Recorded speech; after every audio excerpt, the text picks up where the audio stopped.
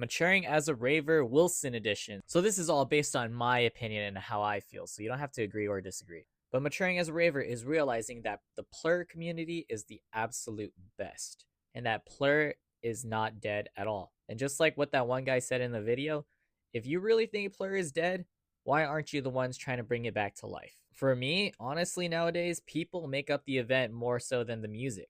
Who you surround yourself with or go to events with really has a huge impact. And that's what makes it more special than the music itself. Even if the set is a banger, there's so many shows out there, but just having these memories that you can make with certain people, absolutely precious. And you can make a lot of for lifers and just meet so many amazing people out there. Rave essentials are super necessary and important, especially earplugs. I always preach this. And having hydro packs, water, you need that. You need that to keep going. Maturing as a raver is also realizing that I can't personally associate myself with those who can't control themselves or those who just can't hang. You never want to be a liability and just have people take care of you all the time. Mistakes can always happen, you can always learn from it, but repeated offenders is not ideal to be around. Rave moms and dads are the absolute best. They really care about people's well being and are just fully equipped and supplied in case anything happens. So, shout outs to all the rave moms and dads out there. I personally don't get as sad anymore after major events, especially when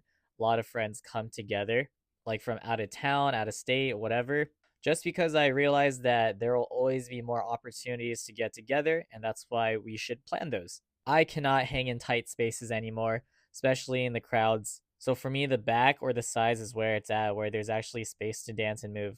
Just being a hot sardine is not ideal to me anymore. And whenever there's unbearable people around, it just means it's time to relocate. So I never want to put myself in those positions where I just suck it up and try to endure it. There's absolutely no need to take substances or alcohol, although it can enhance the experience. I do agree that raving has become more mainstream and is a hobby that a lot of people like to do, but it doesn't mean that you should gatekeep it. I know a lot of people have their own reasons to not want more people to rave, but for me, it's all inclusiveness, as long as you know what you're doing and not affecting others. And with that being said, there will always be bad apples out there and negative Nancy's, in which they're at events for reasons that don't align with what you go to events for. And that's just it. Sometimes you can't change their mind or how they go about things. And you have to accept that. People have different ways to enjoy an experience, so you shouldn't be judgmental of how they're enjoying themselves unless it's affecting other people.